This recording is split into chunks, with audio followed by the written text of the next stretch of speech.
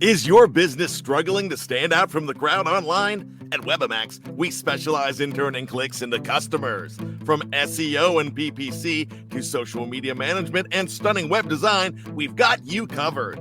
Boost your online presence and drive real results. Ready to take your business to the next level? Visit Webamax.com. That's Webimax.com for a free digital analysis. Rule the web with Webamax.com. With threats to our nation waiting around every corner, adaptability is more important than ever. When conditions change without notice, quick strategic thinking is crucial. And with obstacles consistently impending, determination is essential in overcoming them. It's this willingness, decisiveness, and resilience that sets Marines apart. With our fighting spirit, we don't just fight battles, we win them. Marines are the constant our nation counts on to fight the unknown. And through adaptable problem solving, we do just that.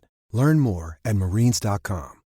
When you need mealtime inspiration, it's worth shopping Baker's, where you'll find over 30,000 mouth-watering choices that excite your inner foodie. And no matter what tasty choice you make, you'll enjoy our everyday low prices, plus extra ways to save, like digital coupons worth over $600 each week. You can also save up to $1 off per gallon at the pump with fuel points. More savings and more inspiring flavors make shopping Baker's worth it every time. Baker's, fresh for everyone. Fuel restrictions apply. Now's the time to save 30% on wedding jewelry, only on BlueNile.com. Make sure your wedding ring is the one with your pick of diamond and lab-grown diamond bands, all hand-finished and graded for excellence. Or surprise her with something blue she'll love for life, like a stunning pair of sapphire earrings. Blue Nile's jewelry experts are available 24/7 to help, from fit questions to style advice. Right now, get up to 30% off at BlueNile.com. BlueNile.com.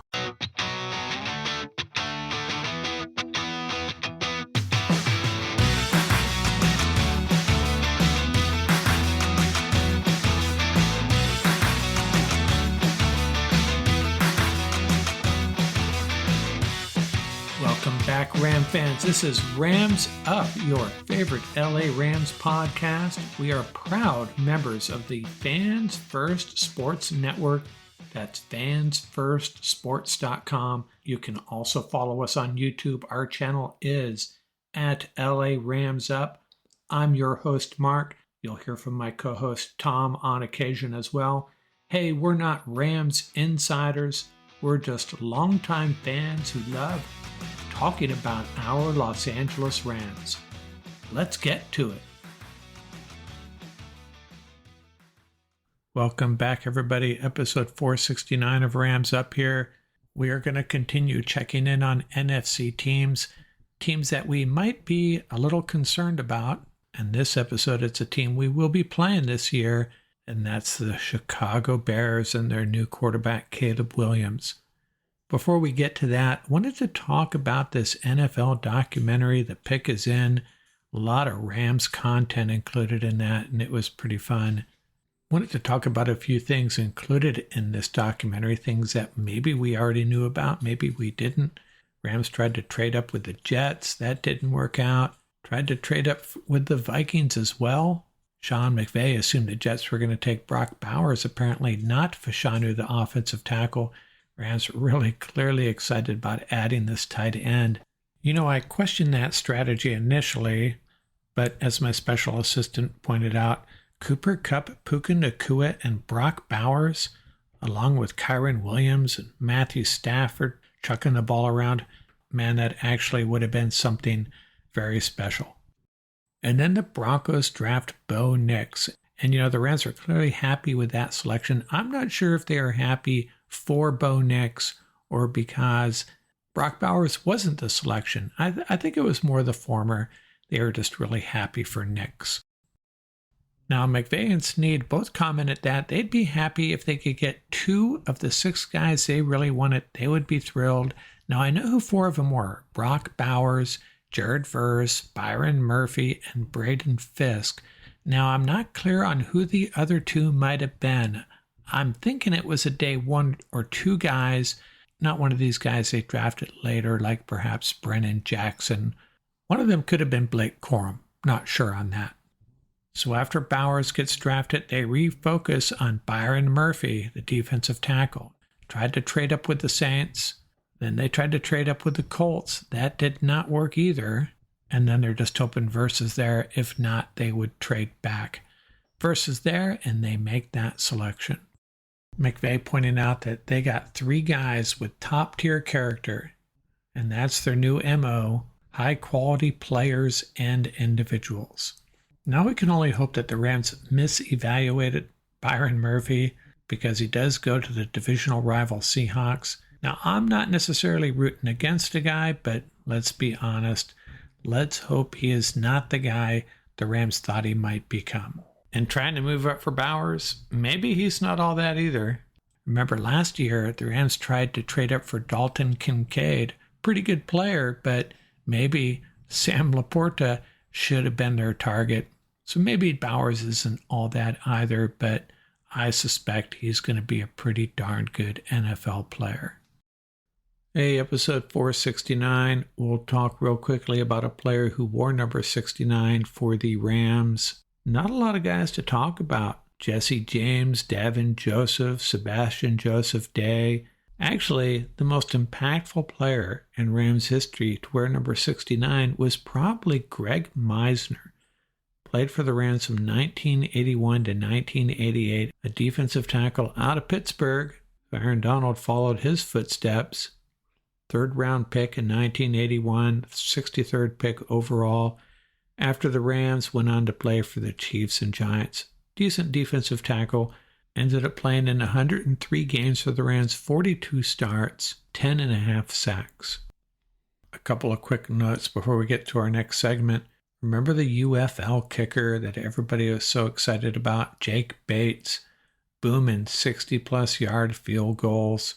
A lot of Ram fans thought maybe we should sign him and forgo drafting a kicker. Well, the Lions have signed him. Detroit will give him a shot at making that roster. Welcome to the NFL, Jake Bates, and we'll see if the Rams maybe blew it by not bringing him in themselves, giving him a chance. And I gotta say, loving the vibe around Sean McVay. There are some articles covering his rejuvenated spirit. Just feels like it's year one all over again, surrounded by a bunch of young, hungry players. What a turn of events from what we are seeing over the last 2 years. A lot of so-called experts predicting he was going to retire, burnt out, done with it. Man, love the feeling I'm getting from Sean McVay in that draft room and in these interviews. Sean McVay is hungry and he's surrounded by a bunch of hungry players. Makes me feel really good about the immediate future of our Los Angeles Rams. Hey, it's Kaylee Cuoco for Priceline. Ready to go to your happy place for a happy price? Well, why didn't you say so? Just download the Priceline app right now and save up to 60% on hotels. So whether it's Cousin Kevin's Kazoo Concert in Kansas City, go Kevin, or Becky's Bachelorette Bash in Bermuda, you never have to miss a trip ever again. So download the Priceline app today. Your savings are waiting. Go to your happy place for a happy price. Go to your happy price, Priceline. This is the story of the one. As a maintenance engineer, he hears things differently. To the untrained ear, everything on his shop floor might sound fine, but he can hear gears grinding or a belt slipping. So he steps in to fix the problem at hand before it gets out of hand. And he knows Grainger's got the right product he needs to get the job done, which is music to his ears. Call, click Grainger.com, or just stop by. Grainger, for the ones who get it done. We've been taking a spin around the NFC, looking at teams that might give the Rams some trouble in their hunt for a playoff spot. Talked about the Cowboys. We talked about the Eagles. This episode, we're going to talk about a team that a lot of folks think are going to be one of the more improved teams in the National Football League, the Chicago Bears. Look at their coaching staff real quickly. Head coach Matt Eberflus entering his 3rd year.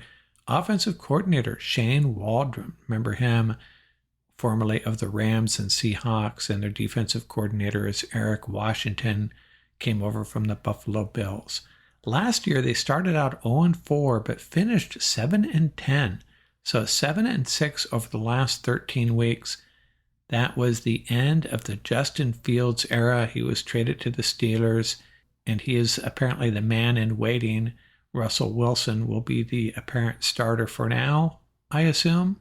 Last year, the Bears tied an NFL record for most blown double-digit leads in the fourth quarter, 3. So if you look at it that way, they were very close to being, 10-7 instead of 7-10? Justin Fields, really good running the ball, but that may have contributed to the fact that the Bears were in the bottom 4 as far as passing offense. They had the second most rushing yards behind the Ravens, and common theme there, the Ravens have a running quarterback, Lamar Jackson, as did the Bears.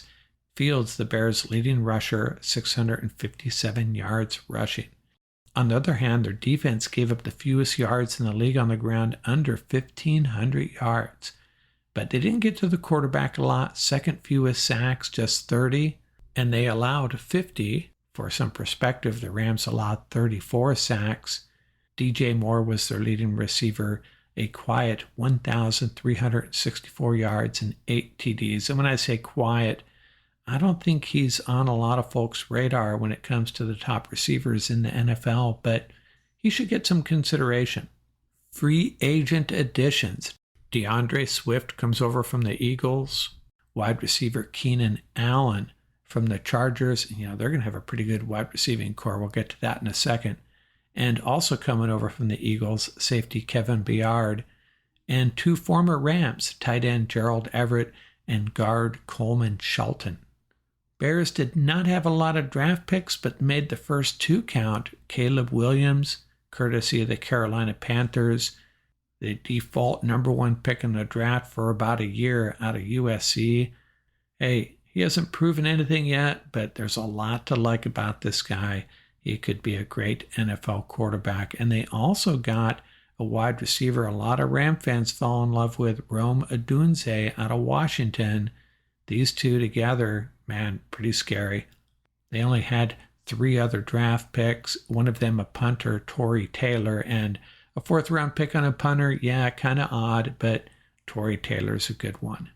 And they also picked up an undrafted free agent I really liked, defensive lineman Keith Randolph out of Illinois. Their free agent losses, Justin Fields is the key one, right? And 2 guys still out there, safety Eddie Jackson and defensive end Yannick Ngakoue. And I know I probably butchered that name.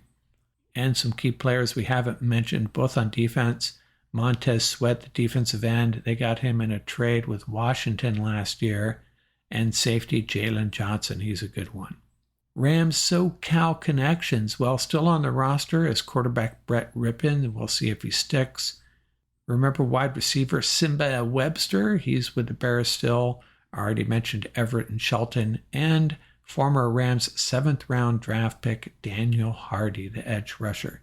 Now, a lot of folks projecting the Bears to be a surprise team, but they have their work cut out from them. The NFC North alone has some teams they're going to have to deal with. The Packers and Lions should both be pretty good. So they'll probably be in the wild card hunt for sure.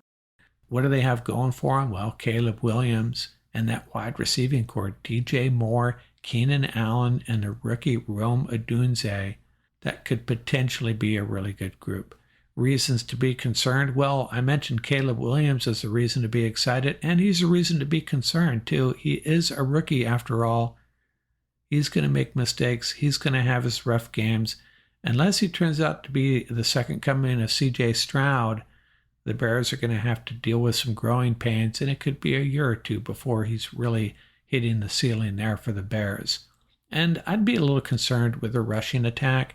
Justin Fields was such a big part of it last year. They bring in DeAndre Swift. They still have Khalil Herbert, who's very good, but they certainly didn't establish a rushing attack last year. They're going to have to do that this year to help out Caleb Williams. And I'd be concerned about their pass rush and their pass protection. And Caleb Williams, he can extend plays. He can do some damage with his legs, but I have said this over and over again. Caleb Williams has to learn how to go through his progressions and find second and third options in the passing game as a rookie quarterback. And he'll need pass protection for that to happen, and I'm not convinced beyond sweat the Bears are going to be able to get to the quarterback. What do I expect from this team? I think 7-10 would be a reasonable goal, a repeat of what they did last year, maybe a slight improvement. 8-9. A lot of it's going to depend on Caleb Williams, obviously, and how they do in those 4 big games with the Lions and the Packers. Bears have the 9th easiest schedule. Pro Football Focus puts their projected win total at 6.7 games. Their over-under win total 8.5, same as the Rams. You know what? I don't think I'd touch that. That's just right on the button about where they're going to be. Don't see any value betting the Bears either way. They're going to be right around there, 7, 8, 9 wins. So Bears, I think their arrow's pointing up. Good reason to be excited. I understand being excited about the Bears with Caleb Williams and Rome Odunze, but I still think they have some holes to fill, and that's suddenly become a tough division. Packers and Lions there. So it may be another year or two before the Bears make serious headway.